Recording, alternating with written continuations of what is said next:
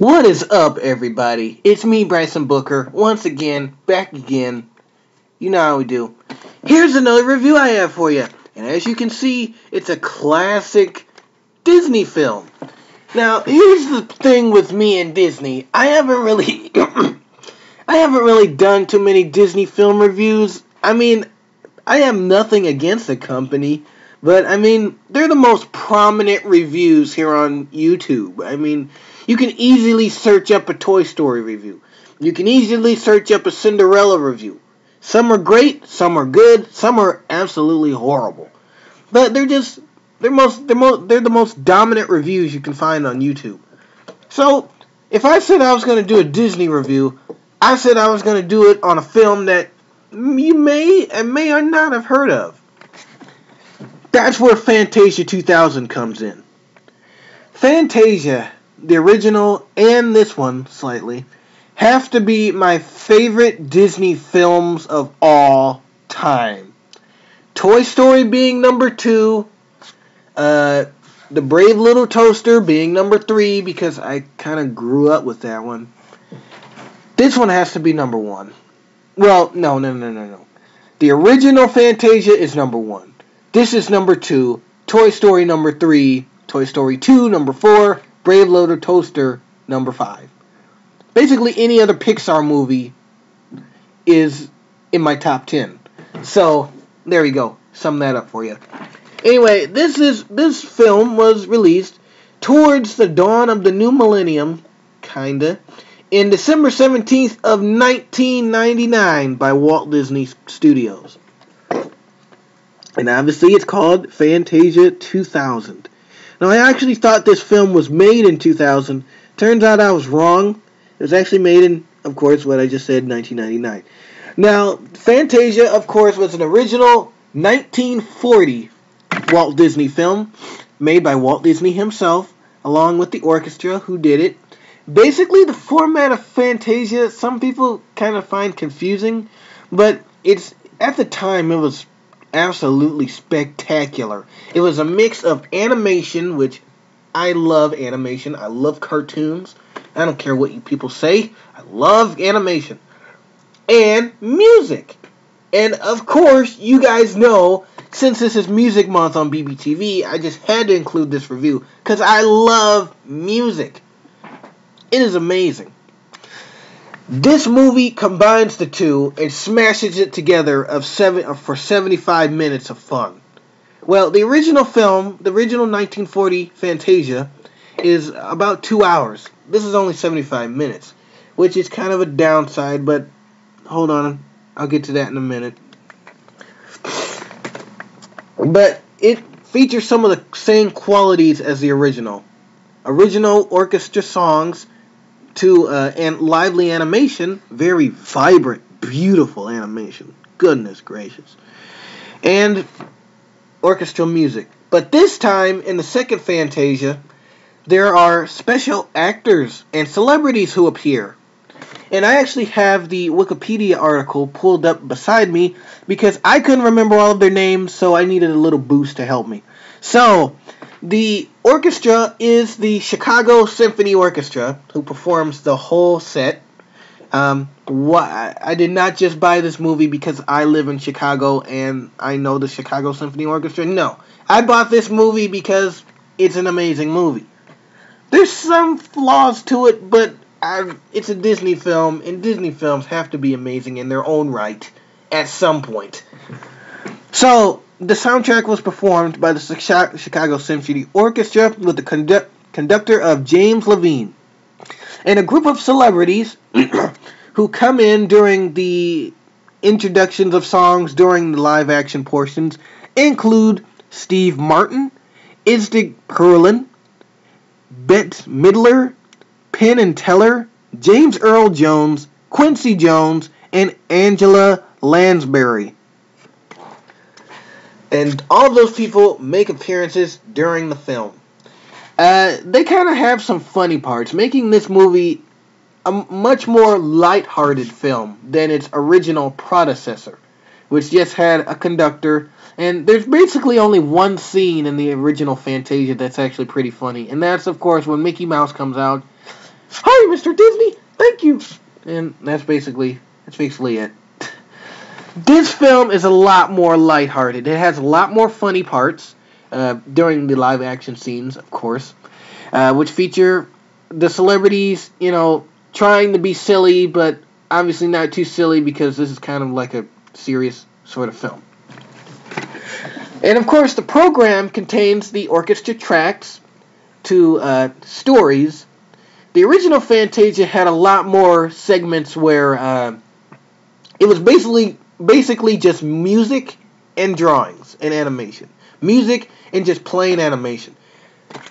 This has music, animation, in a story. So it's not just in the original film's case where it's just music along with what the person would be thinking if they were watching this in a concert hall. It actually, there's a story to go along with it.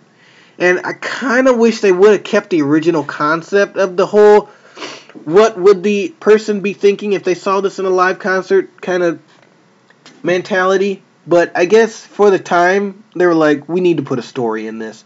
And basically every song in here, the animation of it, has a little bitty story to go along with it.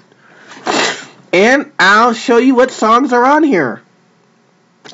Obviously, I couldn't remember them all, so I need the aid of Wikipedia to help me.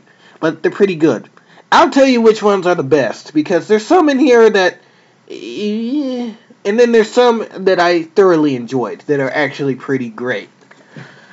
So, the first song on here, these do go in order. The first song in here is Symphony No. 5 in C minor, Allegro con Brio by Ludwig van Beethoven. Then the segment starts with the introduction immediately after the opening. So basically, it's just like you're coming in, the band is coming in, getting set up, the program begins. Starts with, now here's the part where it kind of relates to its predecessor. The beginning of the film kind of reminds you of the beginning of the original Fantasia, where there's multiple butterflies and different things like that. Just random animated things that fly around as the music goes along. But basically, after this first track, it starts to get into stories. And this is where a lot of the good stuff comes in. You have Pines of Rome by I can't pronounce these people. A family of humpback whales, which, oh my god, the animation on that one is absolutely beautiful. That is this one right here. Absolutely beautiful. The story of a humpback whale trying to find its home. Animation absolutely gorgeous. One of my favorites on here, one of the better ones, I would say, out of all of them, is Rhapsody in Blue, which most people remember came from this movie. And that was by George Gershwin. And it's basically New York in the 1930s, people living their everyday lives and problems and things like that. You know the song. Yeah,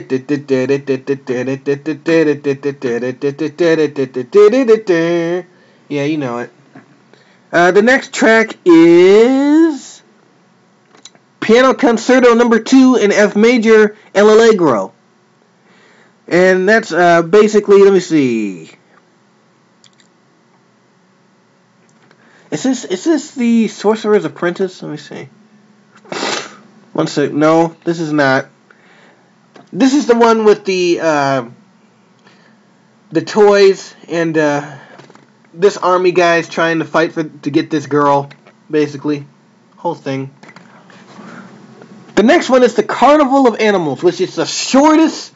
The shortest. This song is about 1 minute. This is the shortest thing in the program, and it's about a flock of seagulls with this other flock of I can't even talk. It's about a flock of seagulls and this other seagull who plays with a yo-yo, and the seagulls are trying to, stop playing with the yo-yo, be a seagull. But of course, the other seagull's main interest is the yo-yo, and that's how that one ends. That's a very, very short one. The Carnival of the Animals. The Sorcerer's Apprentice.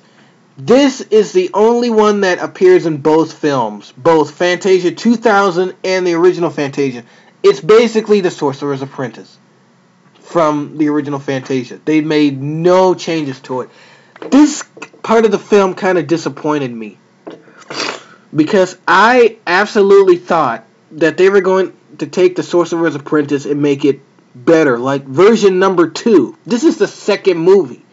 I thought they were going to update it, make it better than the original, but no. It's basically the Sorcerer's Apprentice. And it kind of did make me a little bit upset because I really thought they were going to take that and do something new with it. Because basically, if you've seen the original Fantasia, you've seen the Sorcerer's Apprentice. So watching this movie and seeing it again is like, why? It's all the same thing. You've basically seen it. So I was kind of disappointed there because I really thought they were going to do something new with that. At least update the orchestra track. I mean, they use the same orchestra track. They could at least updated the orchestra track, but it's basically the Sorcerer's Apprentice. And Mickey Mouse makes his same appearance that he made in the original film as well. This is the only thing that they added new for Fantasia 2000. Mickey Mouse comes out and says that Donald Duck's thing is next. So this is kind of a funny scene. Mickey Mouse is like, Donald Duck, you're up. And Donald Duck's in the shower taking a bath. And now that was kind of funny, but I mean, that was kind of disappointing at the same time because that was the only new thing that they added to that short. And I really thought they could have done something more with the Sorcerer's Apprentice short. The next one is Pomp and Circumstance. Pomp and Circumstance is basically the short where the funniest short, I would have to say, out of all of them. I would say out of all of these shorts, the third one and the last one, this is basically the last one right here, is absolutely my favorite. When Donald Duck, it's kind of like Noah's Ark, and Donald Duck is gathering all the animals on the boat to Noah's Ark. It's beautiful. And funny at the same time, because it's like the humor of Donald Duck is shown here, and it's just amazing. I love this one. And the last one is the Firebird Suite 1919 version. And basically, this is the one where, let me see if I can find it on here. With this beautiful Earth girl right here, and of course, at first there's fire and destruction in the land, but then all of a sudden there's a gleam of hope, and that's where she comes out, and that basically ends the film. At the end of the film, the orchestra leaves, you go home. That's it. I really think, is Fantasia 2000 better than the original? Absolutely not. If you have not seen the original Fantasia, don't watch this. Watch the first Fantasia first. The first Fantasia first. Then watch Fantasia 2000. Then make the judgment. I mean, you can't take it from me, because I know how people are. You can't take it from me. But I'm telling you from what I experienced, both movies, the original is better. First of all, they slimmed this film down to 75 minutes. So it's not even 2 hours. It's basically only 1 hour. The original Fantasia was 2 hours because it had more magic, more fun in it. I mean, more music. This is basically a slimmed down version of the original film. Now, don't get me wrong. It's not a bad movie. It actually got 4 stars on the International Movie Database. So it was named a pretty good movie. Plus, it was also in an IMAX theater, which I would have traded all to go see this in IMAX, because it would have looked even better than it did on my TV screen. But I would say watch the first Fantasia, because they put a lot more effort into the first Fantasia. They kind of buttered this one up towards the end of the millennium to say, like, here's a Fantasia where there's all new stuff and the celebrities. I don't think the celebrities were really needed, to tell you the truth, because, I mean, why watch a movie like this just to see Steve Martin making his cheesiest joke ever? But once again, it's not a bad movie. In fact, my video came with the original booklets.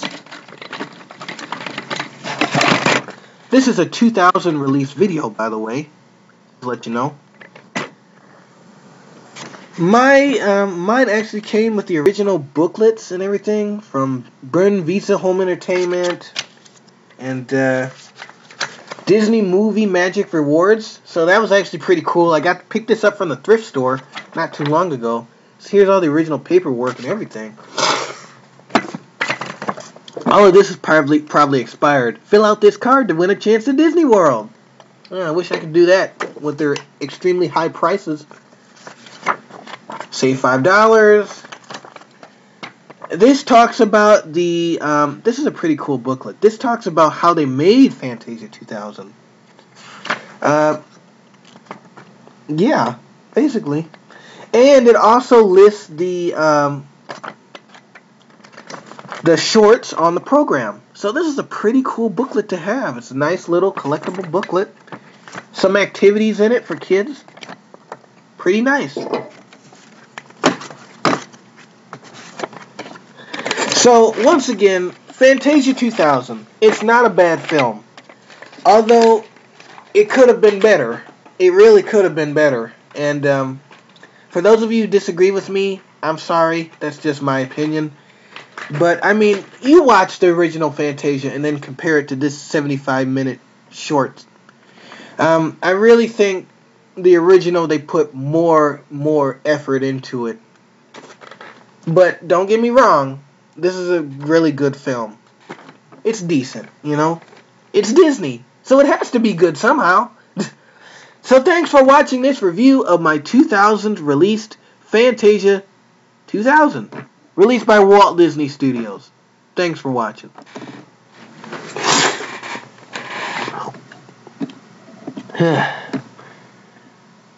Now, if only I can probably get rid of watching an extremely goofy movie. Ugh.